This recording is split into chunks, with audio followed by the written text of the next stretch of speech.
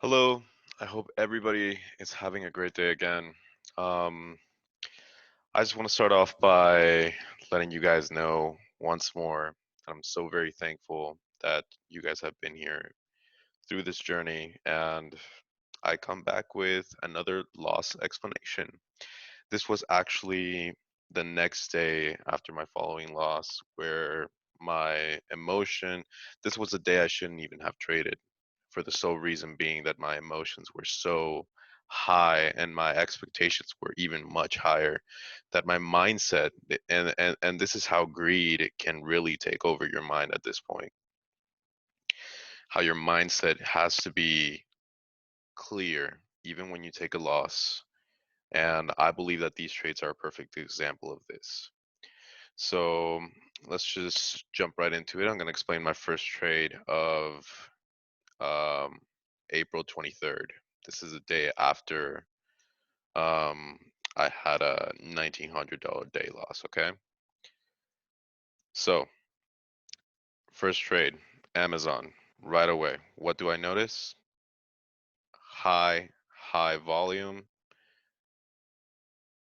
The economy is spiking. Amazon is spiking. I had a level at exactly 2410 to get into calls, game plan. Once more, as I explained before, the importance of having your game plan and following it. And also a great lesson for myself and for anybody to handle your greed. If take your gains when you can take them, follow your game plan when you set it, because most of the times you will be right. As I approached this trade, I actually saw how hard it pushed up.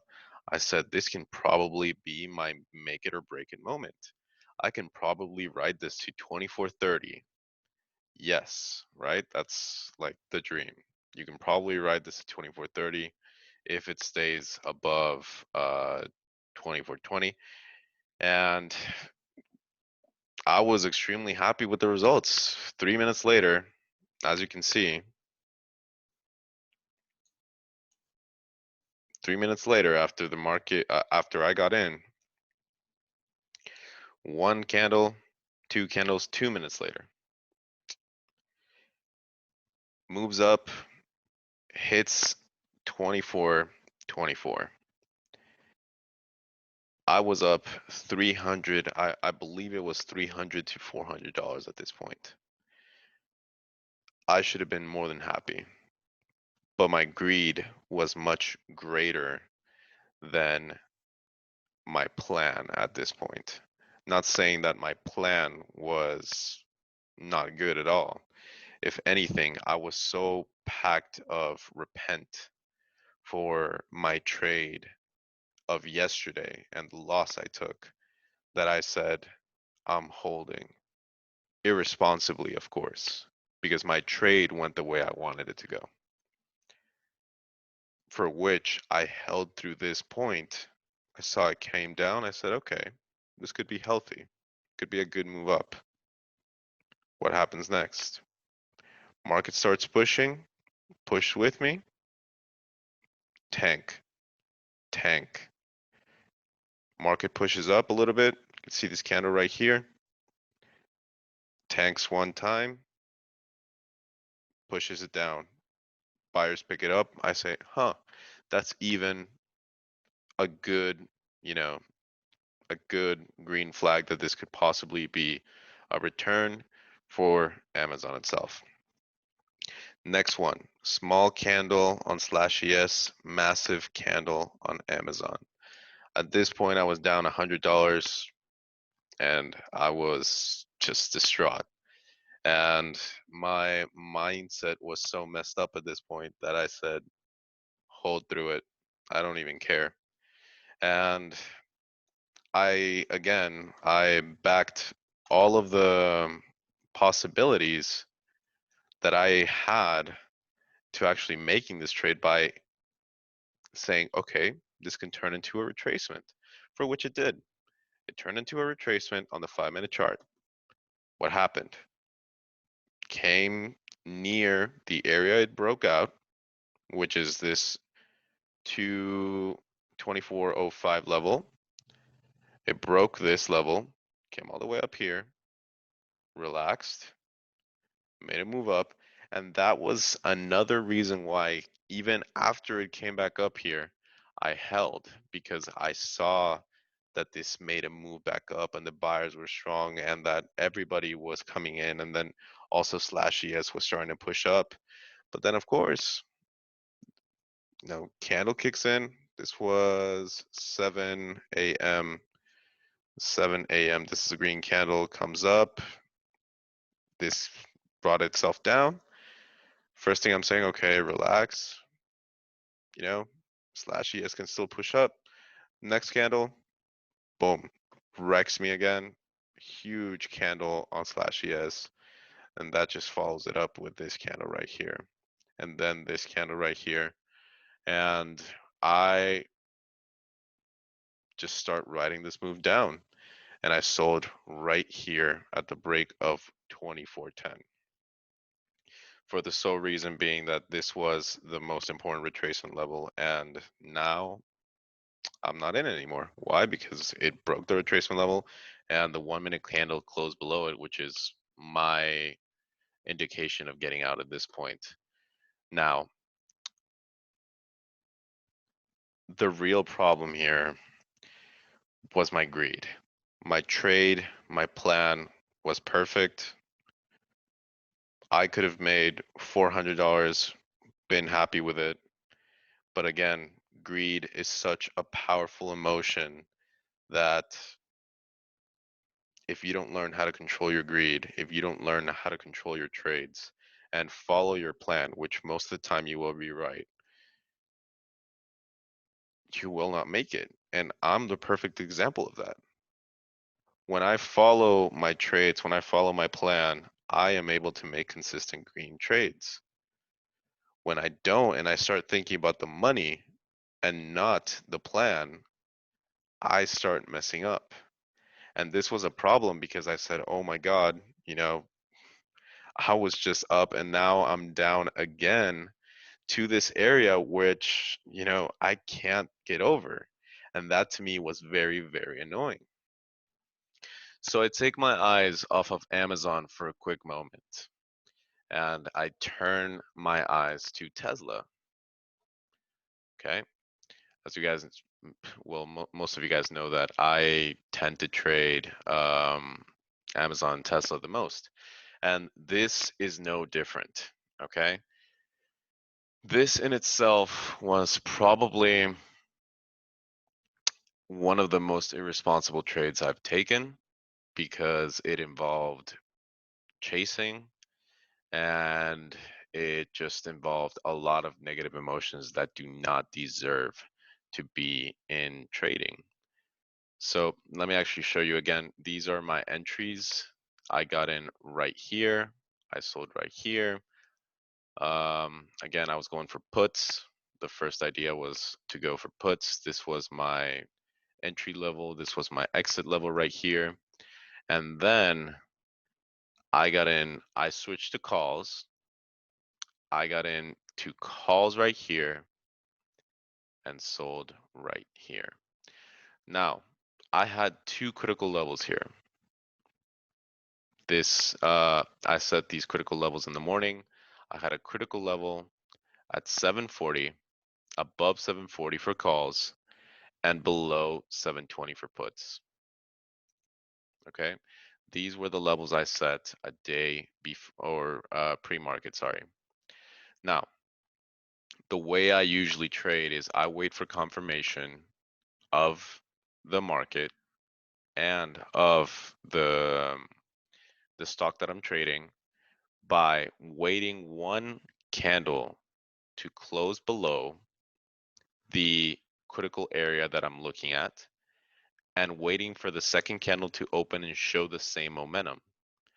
Most of the time, this works for me. But of course, at this point, I was looking more at the money than the actual value of my plan. You can actually see, interestingly enough, as I get in, volume starts to die down. You know, the first thing that you should actually notice when you're getting into a trade is volume rising or is volume dying? So I get in, volume is dying in itself. This huge volume bar was in case a positive and even an indication for you to hold if you would have had a trade here or even here. What happens next is that this green candle shows up right here, and I even say, I'm fine. This is a good retracement level right here for this to just continue its move down. Closing below 719 or 718 would still be just fine for me. I'm not gonna bother too much. Then the second candle came by, and then I started to realize that volume was actually increasing. But while it was increasing, it wasn't increasing from the seller side. It was increasing from the buyer side. So once I realized that, I said, okay, I'm gonna give it one last chance to show me the seller side right below the previous area, which it broke out from to make this move, which is right here. That's 722 area. Now at this point, it's not. I was so red on the day again that it was so disappointing, and I was so eager to make it all back. I was not focused on the game. I was focused on the money, which always comes to bite you back. Now, you can actually see I get in at the tip, literally, and for 1 second, I'm up $5, I believe, or like $10 right here. And then, boom, huge red candle.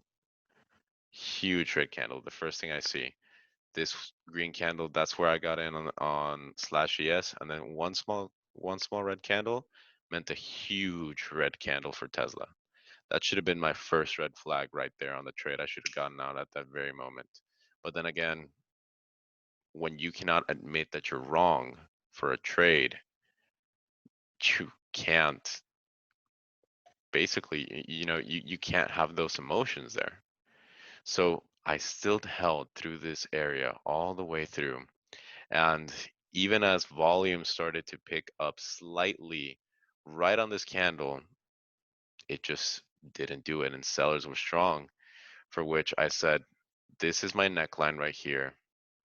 This is where I plan to sell. And even as it crossed this neckline, and I knew it was going to cross and then it was going to continue, I said, wait, relax, breathe, do whatever you need to do. And then the second candle came in. I said, you know what? I'm done. I can't trade this. What am I doing wrong? First of all, after I realized what I was trading, I said, this just makes sense at this point. If you actually look at the 5-minute chart, this pattern symbolizes more or less in a wedge. High, high, low, low. Okay? That's the first thing. This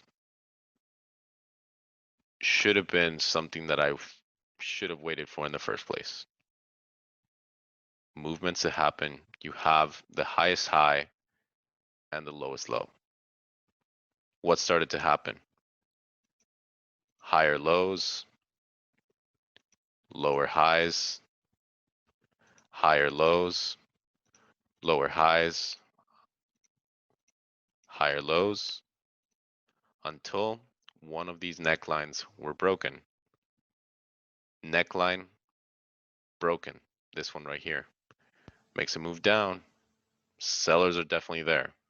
The choppiness of Tesla this day specifically was very, very great. But then again, pattern kicked in, sellers kicked in as well. Sellers pushed the buyers down more and more. You can actually see that sellers stepped in sooner and sooner. indicating that the sellers are very, very strong. And at some point, buyers will have to give in to them. So 720 to 710 was my initial trading idea. I wanted to sell from this point right here all the way to 710. And of course, the plan is right. How and when should I have executed? I should have executed when I saw not only that volume was rising on the 1 minute chart, but also on the 5 minute chart. You can actually see that as this movement was happening, the volume on the 5 minute chart was also indicating that there was a good amount of volume being put into the stock. If that's the way that you wanted to trade this one, to be honest, obviously it's a lot easier to explain when this, whole pattern is now here and the chart is here. But when you're trading this, you'd probably your best probability for this to be a profitable trade for you is that you wait for your necklines to be broken or your supports and resistances depending on what you're trading. And if you wait for the volume to kick in by watching the 5 minute and the 1 minute and the way they are behaving near these critical levels, that's where you start to see it. And you can actually see that as it made this first move down, it just made a retracement to 724, which is the previous area it just broke. It broke this area where it couldn't break it first, came up, seller stepped in. What happens? They broke. Okay, makes a move down, makes a move up, takes a breather, retraces, seller step in sooner, moves down. Seller step in sooner, moves down, and your goal of this $10 interval is completed. So that could have been a different way that I could have approached this stock and could have ended up profitable on this and on Amazon. Keeping check keeping in check your emotions, your greed, and your personal feelings to what happened to you in the past in terms of what you've lost of what you gained is dangerous within the market. And confidence is also something that's crucial, but it's also well, at least in my experience, I've realized that it's a double-edged sword because there was at one point that I got so confident in my trades that I was consistently green. But then when I realized I looked back at my most consistent trades, they were just all breakouts. They were all breakouts of specific patterns, patterns that were consistently breaking. And I had the discipline of you're not trading this unless this pattern is broken. That's why I was able to be green most of the time. And and now I put so much confidence on my self-thought that these types of things start to happen. And when types of things start to happen, the emotions that we fear the most, which is greed, revenge, trading, and whatever, are most exploited within yourselves. So keep a clear mind, and learn from my mistakes so none of this has to ever happen to you, and I hope it never doesn't. And let's go ahead and stay green. I still have a couple more explanations to show, and I'll be putting those up tomorrow. Thank you guys.